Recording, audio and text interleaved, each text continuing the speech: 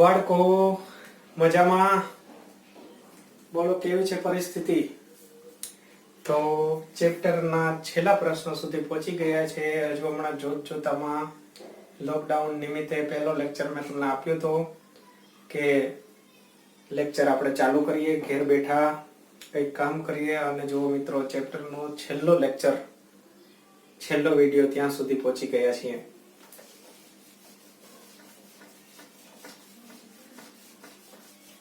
આગળ આપણે આ શીખ્યા હતા અનંત સમતલના કારણે. હવે આપણે લાસ્ટમાં શીખવાના છીએ કવચ. એક વિદ્યુત ભારિત કવચ છે. કવચ એટલે તો ખબર છે ને, પોલો ગોળ, એને કવચ કહે છે. કવચ પર વિદ્યુત ભાર પથરાયેલો છે અને એમના કારણે આપણે વિદ્યુત ક્ષેત્ર જોઈએ છે. તો સરળ પ્રશ્ન છે. આટલા પ્રશ્નો શીખ્યા પછી આપણને એની અંદર કોઈ તકલીફ પડતી નથી. કવચ માટેનું રિઝલ્ટ છે ડાયરેક્ટ આવે એ બી બહુ કામનું રહે છે એમસીક્યુ માટે. તો જુઓ, વિદ્યુત ભારિત કવચ, વિદ્યુત ભારિત કવચ પર વિદ્યુત ભાર સતત રીતે પથરાયેલો હોય તો એમના કારણે વિદ્યુત ક્ષેત્ર શોધવું છે. અને વિદ્યુત ક્ષેત્ર શોધવા માટે મિત્રો આપણે ગાઉસના નિયમનો ઉપયોગ કરીશું, સહેલાઈથી શોધી શકીએ એટલા માટે. પહેલો જે છે ભાગ એની અંદર લઈશું કવચની બહારના વિસ્તાર માટે, અને બીજો ભાગ લઈશું કવચની અંદર વિદ્યુત ક્ષેત્ર કેટલું હોય છે.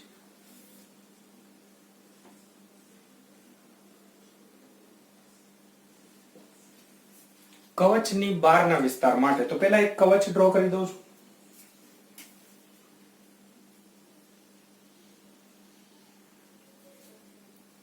વિદ્યુત ભાર અહીંયા નથી મિત્રો, વિદ્યુત ભાર કવચ પર છે. ધારી લો કે ધન વિદ્યુત ભાર આપણે રાખી દઈએ છીએ.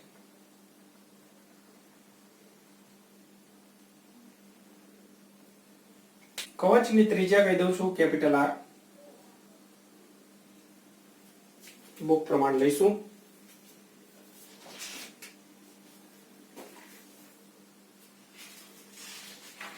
કવચની ત્રિજ્યા લીધી છે મિત્રો કેપિટલ આર.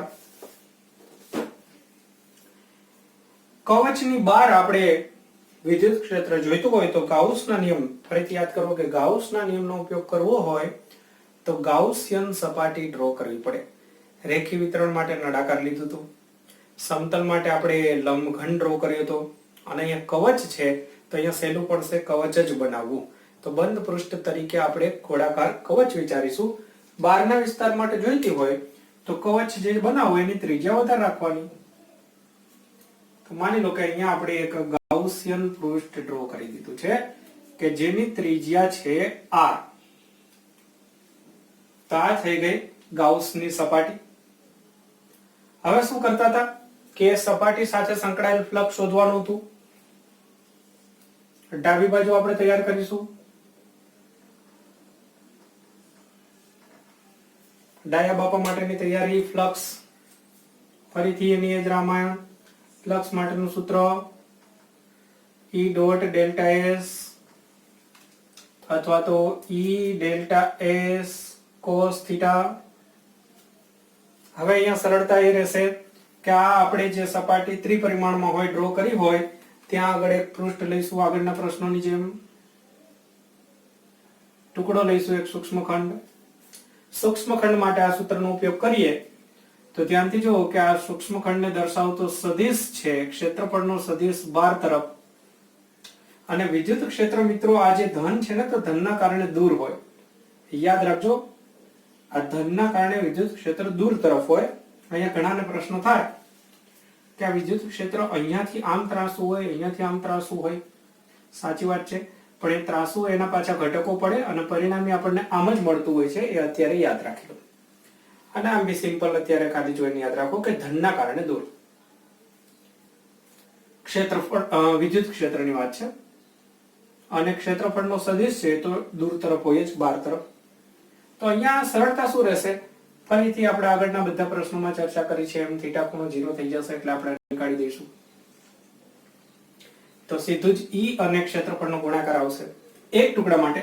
સરળતા એ છે કે બીજા ટુકડા માટે એવું જ થવાનું. જુઓ અહીંયાથી ધનના કારણે દૂર, તો બધા ટુકડા માટે સરખું જ થવાનું. સાથે સાથે એનથી બી સારી વસ્તુ એ છે કે બધે વિદ્યુત ક્ષેત્ર સરખું હશે, કેમ કે અહીંયાથી અંતર આનું સરખું છે, અહીંયા સરખું છે, અહીંયા સરખું છે.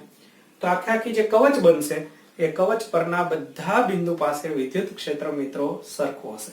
તો મેં શું શીખવાડ્યું તો યાદ કરો કે ઈ સરખું હોય અને ઈ અને ક્ષેત્રફળ વચ્ચેનો ખૂણો પણ 0 હોય ત્યારે બહુ સરળ થઈ જાય. સાદું જ આપણે કરી દેવાનું, ગુણાકાર સરવાળો બધું સાદો થઈ જશે. તો અહીંયા આખા માટેનું ક્ષેત્રફળ લઈ લો. બધું જે છે એનો સરવાળો કરવા માટે આપણે ઘણી વખત શીખવાડી દીધું છે કે ઈ બધે સરખું છે, બહાર નીકળી જશે. આવું બધું લખવાની જરૂર નથી. પછી તમારે ઈ બહાર નીકળશે. તો હવે બધા ટુકડાનો સરવાળો ક્ષેત્રફળનો કરશો, ઈ તો શોધવાનું છે. ટોટલ સરવાળો કરશો બધાનો એટલે કવચ જ છે. કવચ એટલે પોલો ગોળો. પોલા ગોળાનો ક્ષેત્રફળ યાદ કરો 4πr². અચ્છા, તો આ જે ગોળો છે ને એની ત્રિજ્યા આપણે સ્મોલ આર લીધી છે એટલે અહીંયા આપણે સ્મોલ આર લખવું પડશે. ફરીથી અહીંયા સ્મોલ આર કેપિટલ આર માં પ્રોબ્લેમ ના થાય. આપણે ફ્લક્સ શોધી જે રહ્યા છીએ એ આ સપાટી માટે શોધી રહ્યા છીએ, તો ક્ષેત્રફળ પણ એ સપાટીનું જ આવે કે નહીં? તો એટલા માટે આ સ્મોલ આર આવશે. હવે આ થઈ ગઈ આપણી ડાબી બાજુ તૈયાર. જમણી બાજુમાં શું કરવાનું હતું? અંદર ઘેરાયેલો વિદ્યુતભાર. જમણી બાજુ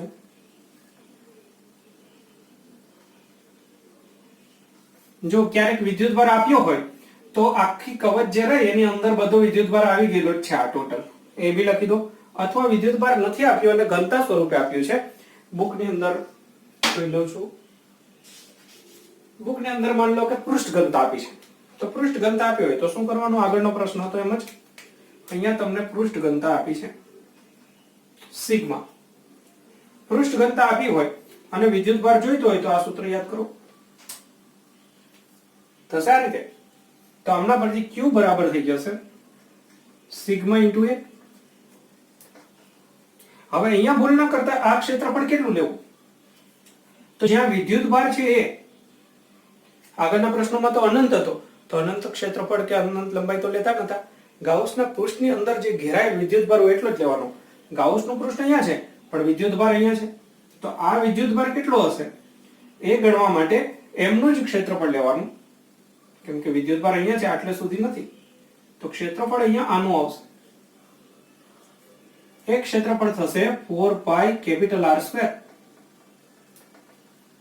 ખાસ યાદ રાખજો, અહીંયા વિદ્યુતભાર આટલા પર જ છે એટલે ક્ષેત્રફળ એનું લીધું.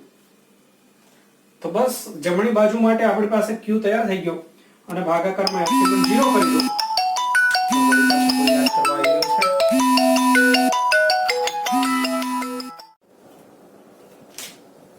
ઓકે, તો મિત્રો આજકાલ મને કોઈક ને કોઈક યાદ કરતું રહે છે. હા, તો ક્યાં સુધી આપણે પહોંચ્યા હતા? ભૂલી ગયો. Q મેળવ્યું હતું, પછી અહીંયા મૂકવાની વાત કે એવી કંઈક વાત હશે, બરાબર ને? તો ડાબી બાજુ આપણે તૈયાર, જમણી બાજુ જે છે તૈયાર કરવાની વાત હશે કદાચ. તો જમણી બાજુ માટે આપણે શું કરવાનું થશે? Q/ε0. તો અહીંયા હું ε0 લખીશ, તો અહીંયા પણ ε0 લખી દઈશ. એટલે આ થઈ ગઈ આપણી જમણી બાજુ તૈયાર. આટલી. ઓકે, તો અહીંયા કિંમતો મૂકી દઈએ. ફ્લક્સની જગ્યાએ આપણે લખી દઈશું આ E4πr². અને ત્યારબાદ જમણી બાજુ માટે આપણે લખીશું સિગ્મા 4πR² અને ભાગાકારની અંદર ε0. તો દેખો આની અંદરથી શું કેન્સલ થઈ જાય છે? 4π કેન્સલ થઈ જશે. તો E બરાબર આપણને શું મળશે? E બરાબર મળશે સિગ્મા અપોન ε0 કેપિટલ R² અપોન સ્મોલ r². આ રીતનું આપણું સૂત્ર મળી જશે. અને જો Q ના સ્વરૂપમાં આપણે કિંમત મૂકીએ છીએ તો સિગ્માની જગ્યાએ ફરીથી આ કિંમત મૂકી દઈએ. જુઓ, સિગ્માની જગ્યાએ Q/A અને એની જગ્યાએ આપણે લીધું હતું 4πR². સિમ્પલ. એટલે કહેવાનો મતલબ કે અહીંયા Q ની જગ્યાએ Q રાખો તો સિગ્માની જગ્યાએ કિંમત મૂકો તો શું થશે? સિગ્મા બરાબર q upon 4 pi r square.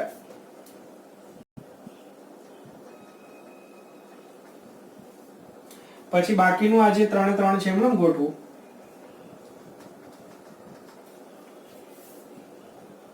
તો તમે જોઈ શકો છો કે શું રિઝલ્ટ મળે છે. ફાઇનલી r સ્ક્વેર કેન્સલ થઈ જાય અને e બરાબર આપણને 1/4 pi એપ્સિલોન 0 જરા ધ્યાનથી જુઓ તો k q આ k થઈ ગયો, આ q થયો અને ભાગાકારમાં r સ્ક્વેર.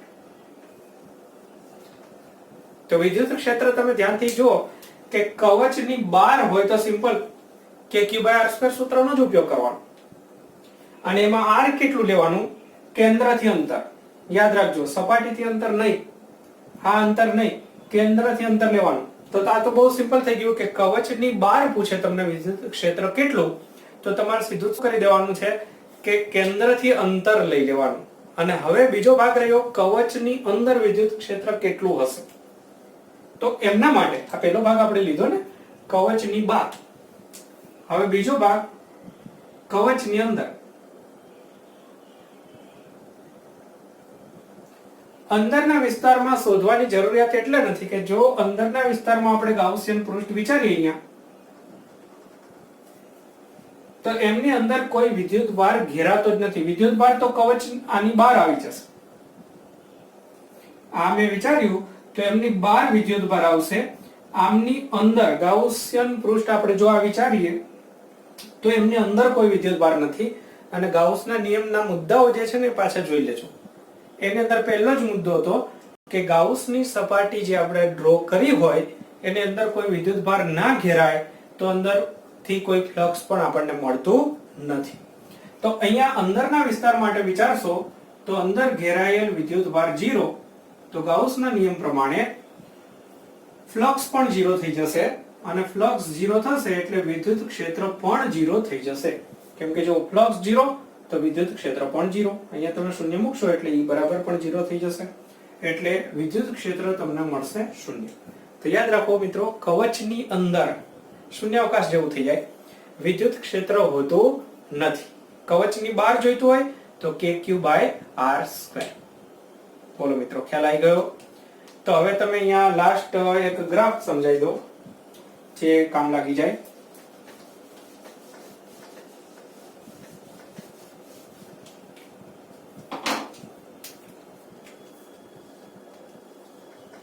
r અંતર અને વિદ્યુત ક્ષેત્ર કવચ માટે પૂછાય તો જો કવચના કેન્દ્ર પર r બરાબર 0 કરો એટલે કવચના કેન્દ્ર પર આવી ગયા. કવચની અંદર ક્યાંય વિદ્યુત ક્ષેત્ર હોતું નથી એટલે 0. તો અહીંયાથી તમે આગળ વધશો, સપાટી સુધી આવી જાઓ, કેપિટલ R સુધી આવી જાઓ, ત્યાં સુધી વિદ્યુત ક્ષેત્ર હોતું નથી. જેવા સપાટી પર આવો એટલે મહત્તમ થઈ જાય અચાનક જ. સપાટી પર મહત્તમ બને અને પછી તમે હવે અહીંયાથી દૂર જાઓ છો તો બહારના વિસ્તાર માટે આ સૂત્ર લાગુ પડે. E ચલે છે 1/r². જોઈ લેજો.